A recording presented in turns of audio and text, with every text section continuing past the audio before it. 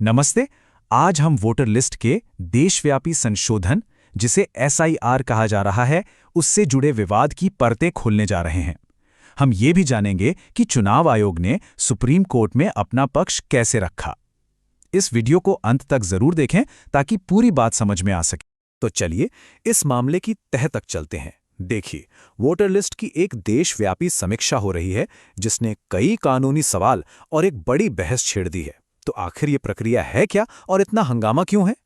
पूरी तस्वीर को समझने के लिए हम सबसे पहले जानेंगे कि ये एसआईआर प्रक्रिया आखिर है क्या। फिर हम देखेंगे कि चुनाव आयोग ने कोर्ट में क्या दलीलें दी हैं, और ये भी समझेंगे कि असल में किन लोगों को दस्तावेज देने पड़ सकते हैं। और आखिर में इस केस की पूरी टाइमलाइन पर भी एक नज़र डालेंगे। तो सबसे पहले आइए ये पक्का कर लेते हैं कि चुनाव आयोग के हिसाब से ये सैर प्रक्रिया असल में है क्या चीज़।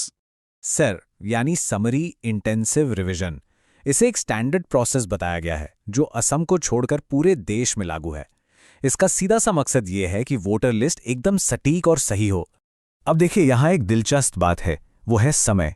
चुनाव आयोग ने बताया कि इस लेवल का इंटेंसिव रिवीजन करीब करीब 2 दशक मतलब 20 साल बाद हो रहा है।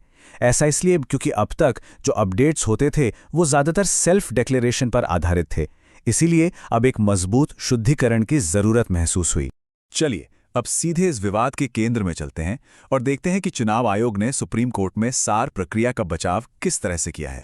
एक जो सबसे बड़ी चिंता जताई गई वो थी पुलिस की भूमिका को लेकर, लेकिन आयोग ने इस पर बिल्कुल साफ कर दिया है कि वेरिफिकेशन की पूरी प्रक्रिया सिर्फ और सिर्फ बूथ लेवल ऑफिसर्स यानी बीएलओजी संभाल रहे हैं। इसमें पुलिस का कोई रोल नहीं है। आयोग ने मनमानी के दावों को भी खारिज किया है। उनका कहना है कि एसआईआर कोई अचानक से शुरू की गई प्रक्रिया नहीं है, बल्कि ये पहले से तय नियमों, दस्तावेजों और प्रक्रियाओं के एक तय फ्रेमवर्क के अंदर ही काम कर रही है। और अपने इस काम को सही ठहराने के लिए आयोग ने इसका कानूनी आधार भी बताया। उन्होंने संविधान के आर्टिकल्स और जन प्रतिनिधित्व अधिनियम का हवाला दिया और कहा कि एक शुद्ध और सही वोटर लिस्ट बनाए रखना तो उनका संवैधानिक कर्तव्य है। तो सबसे जरूरी बात जो आयोग ने कोर्ट में कही वो ये है कि इस पूरी कवायद का लक्ष्य किसी को मताधिकार से वंचित करना नहीं है, बल्कि सिर्फ ये वेरीफाई करना है कि वोटर लिस्ट में जिसका नाम है वो वाकई में योग्य है या नहीं। ये हमें एक बहुत ही प्रैक्टिकल सवाल पर ले आता है जो शायद कई लोगों के मन में होगा।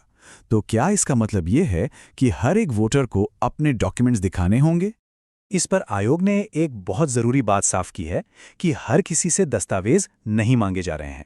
प्रोसेस ऐसा है कि पहले ये देखा जाएगा कि किसी वोटर का नाम पुरानी वोटर लिस्ट से जुड़ रहा है या नहीं। तो इसको और साफ साफ कहें तो डॉक्यूमेंट मांगना एक एक्सेप्शन है, ये नियम नहीं है। ऐसा सिर्फ तब होगा जब किसी वोटर का पुरानी लिस्ट से कोई कनेक्शन या लिंक नहीं मिल पाएगा। चलिए अब जरा एक नज़र टाइमलाइन पर डालते हैं ताकि ये समझ सकें कि सुप्रीम कोर्ट में ये मामला कब और कैसे आगे बढ़ा। ये टाइमलाइन हमें दिखाती है कि कैसे दलीलें आगे बढ़ीं। शुरुआत हुई डर फैलाने के आरोपों से, फिर अदालत ने प्रक्रिया को बेहतर बनाने पर ध्यान दिया, और इस पूरे दौरान चुनाव आयोग लगातार अपने संवैधानिक अधिकार का बचाव करता रहा। तो इन सभी तर्कों और पूरी प्रक्रिया को समझने के बाद हम एक बहुत बड़े और ज़रूरी सवाल पर पहुंचते हैं। ये पूरी बहस हमें लोकतंत्र से जुड़े एक बुनियादी सवाल पर लाकर खड़ा कर देती है कि आखिर एक एकदम सही वोटर लिस्ट बनाने और इस बात को पक्का करने की वोट देने की प्रक्रिया हर नागरिक के लिए आसान और सुलभ बनी रहे, इन दोनों के बीच सही बैलेंस कैसे बनाया जाए। ऐसी ही जानकारी के लिए ऑल कैन स्टडी को सब्सक्राइब कीजिए। Thank you. चलिए अगले वीडियो पर मिलते हैं।